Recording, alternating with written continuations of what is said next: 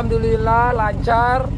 Masya Allah, kita senang sekali bisa ketemu masyarakat NTT yang luar biasa, yang ramah. Bawa sapinya sih pakai kapal kemarin. Jadi seru, pertama kalinya aku ngerasain kurban, ngelihat sapinya dibawa pakai kapal dan nyampe di sana dengan selamat, dan senang lihat masyarakat sana yang sama-sama happy di sana. Alhamdulillah kemarin 6 plus 10 sapi. Jadi dari pribadi, terus ada dari keluarga juga ikutan, ada teman-teman juga dari UPI gitu-gitu. Bapak tak kenapa sih pilihnya daerah timur, terutama Kupang, Nusa Tenggara? Mungkin kan sebelumnya udah pernah daerah Cianjur, Jawa Barat, Jawa gitu-gitu. Karena kemarin juga kita kan ada program misalnya ton beras, ada kadang di Papua, ada di Jawa Barat, ada di mana gitu-gitu, ada di pesantren, ada di masjid. Jadi pengennya ya walaupun kita bukan pemerintahan, tapi gimana manfaatnya bisa tersebar ke banyak tempat walaupun di yang pelosok-pelosok. Jadi kadang-kadang kan yang komen, Pak, kami yang dari jauh-jauh gimana, jarang nih Pak Patah kesini. Akhirnya kemarin memang niatin hati langsung pengen kesana juga gitu, 2 hari gitu, terbang bentar, izin sama istri, sayang aku mau anterin hewan kurban dulu ke sana. Kebetulan juga ada ikut, alhamdulillah nanti kita ingin memperbaiki sekolah juga. Ya mungkin kalau di Jakarta kan biasanya kita taruhnya dekat rumah, kita udah bisa lihat. Kalau di sana kita ngeliat kurbannya dibawa pakai kapal, terus kita naik kapal juga di sana harus naik pesawat dulu, dari naik pesawat sampai kita naik kapal lagi berjam-jam untuk bawa hewan kurbannya gitu. Jadi pengalaman sendiri yang seru banget. Oke. Mungkin melihat antusiasme dari masyarakat di timur sana mungkin seperti apa nih Bapak dengan kehadiran? Masya Allah, tabarakallah, saya happy banget lihat masyarakat timur, dan saya tuh ngerasa punya ikatan sendiri dengan teman-teman dari timur, dengan kebaikannya, keramahannya, dan saya sih selalu senang lihat apapun budaya di timur, keindahan alamnya, bagaimana bisa dibilang surga yang tersembunyi itu banyak sekali di timur sana. Terus saya punya ngerasa ketertarikan ini juga pengen banyak belajar lah tentang Indonesia Timur yang luar biasa, yang benar-benar mutiara yang Tuhan ciptakan, bagian dari Indonesia. Mungkin aku ngerasa pas aku datang disambut masyarakat itu naik turun kapal ya. Terus masyarakatnya sambutnya tuh kayak dengan senang, ada yang haru, bahkan ada yang nyium aku juga.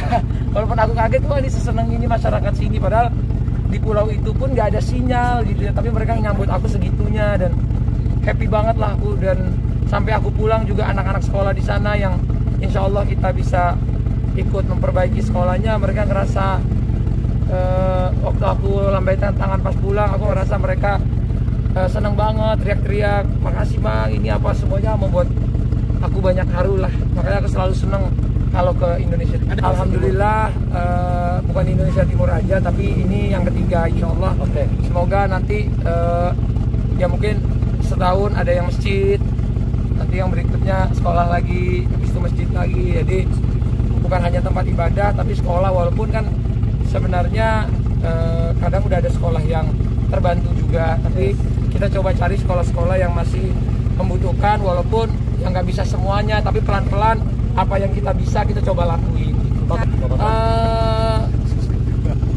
Nanti kita tunggu aja, kan semuanya butuh dipelajari. Kita juga selalu nyisihkan apapun yang kita dapat di setiap usaha kita untuk berbagi gitu ya.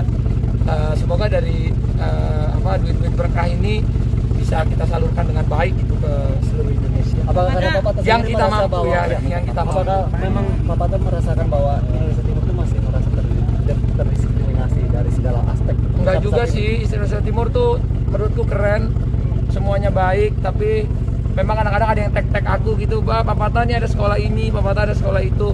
Walaupun nggak semuanya aku bisa respon, tapi aku coba yang semampunya, kan aku juga cuman ya bukan DPR atau apa, bukan kementerian atau apa, tapi kalau aku bisa sedikit at least ikut sharing di sana, itu suatu kebahagiaan. saya selalu dukung yang kebaikan untuk Raja Ampat. Saya selalu cinta dengan keindahan Papua. Semoga bisa segera diselesaikan masalah-masalahnya dan kita sama-sama jaga. Tapi kamu sendiri sudah pergi ke sana, Pak Pata? Jepang, Indonesia. Pak Pata, kamu sendiri sudah pergi ke sana? Semoga udah pergi ke Raja Ampat. Aku udah ke Papua, tapi langsung ke Raja Ampat, yang tempat yang lokasi itu aku belum.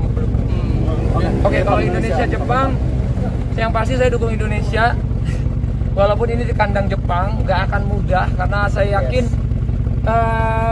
Jepang adalah salah satu tim terkuat di dunia dan terkuat di Asia. Jadi kita nothing tulus. Insya Allah saya yakin timnas bisa bawa hasil positif. Minimal seri lah.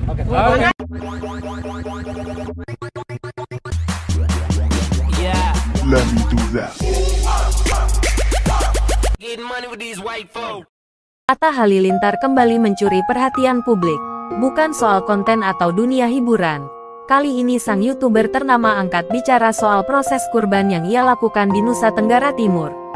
Dalam unggahannya, Atta menceritakan langsung perjuangan timnya menyalurkan hewan kurban ke pelosok daerah dan respons warga yang bikin haru. Seperti apa kisah lengkapnya? Yuk kita bahas tuntas di video kali ini. Siapa sangka, di tengah kesibukannya sebagai konten kreator dan pengusaha, Atta Halilintar menyempatkan diri untuk berbagi di momen Idul Adha tahun ini. Lewat media sosialnya, suami Aurel Hermansyah ini membagikan cerita menyentuh tentang proses kurban yang ia salurkan ke daerah terpencil di Nusa Tenggara Timur. Dalam video yang diunggah ke Instagram pribadinya, Atta menjelaskan bahwa timnya harus menempuh perjalanan yang tidak mudah untuk sampai ke lokasi kurban. Bahkan, ada rute yang hanya bisa dilalui dengan kendaraan roda 2 dan berjalan kaki melewati jalan berbatu dan perbukitan. Masya Allah, proses kurbannya luar biasa. Kita kirim ke daerah terpencil di NTT. Masyarakatnya sangat antusias dan menyambut dengan haru. Yang membuat momen ini makin menyentuh adalah sambutan warga setempat. Banyak dari mereka yang mengaku baru pertama kali mendapatkan daging kurban. Tawa dan air mata haru menghiasi prosesi penyerahan kurban dari tim Atta kepada warga. Bukan hanya sekadar berbagi, aksi ini juga menjadi bukti bahwa selebriti bisa punya peran penting untuk membantu saudara-saudara kita di pelosok. Atta pun mengajak para pengikutnya untuk ikut tergerak membantu, tak harus dalam bentuk besar. Menurutnya, berbagi itu soal niat dan keberkahan, bukan soal jumlah. Semoga kurban ini membawa berkah buat semuanya. Semangat buat teman-teman yang ingin berbagi, mulai dari yang kecil dulu. Insya Allah besar pahalanya. Salut untuk Atta Halilintar dan tim yang telah memberikan inspirasi positif lewat momen kurban ini. Semoga makin banyak publik figur yang mengikuti jejak baik seperti ini. Gimana menurut kalian tentang aksi Atta Halilintar ini? Tulis pendapatmu di kolom komentar.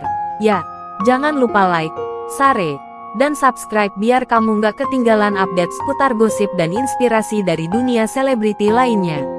Sampai jumpa di video berikutnya. Aksi Atta Halilintar dalam menyalurkan kurban ke pelosok Nusa Tenggara Timur bukan hanya bentuk kepedulian, tapi juga inspirasi bagi banyak orang. Di balik popularitasnya sebagai selebriti dan konten kreator, Atta menunjukkan bahwa empati dan semangat berbagi masih menjadi prioritas. Antusias warga yang menyambut dengan haru menjadi bukti bahwa sedikit bantuan bisa membawa dampak besar. Semoga langkah ini bisa menjadi contoh bagi kita semua untuk terus berbagi kebaikan, sekecil apapun bentuknya. Nah, itu dia kisah menyentuh di balik aksi kurban Atta Halilintar di NTT. Semoga kisah ini nggak cuma menginspirasi, tapi juga bikin kita semua lebih bersyukur dan terpanggil untuk berbagi. Ya, lebih besar dari. Kalau kamu suka dengan video ini, jangan lupa kasih like, tulis pendapatmu di kolom komentar, dan share ke teman-temanmu. Klik tombol subscribe dan nyalakan lonceng notifikasi biar kamu nggak ketinggalan update terbaru dari dunia selebriti dan kisah inspiratif lainnya. Sampai jumpa di video selanjutnya.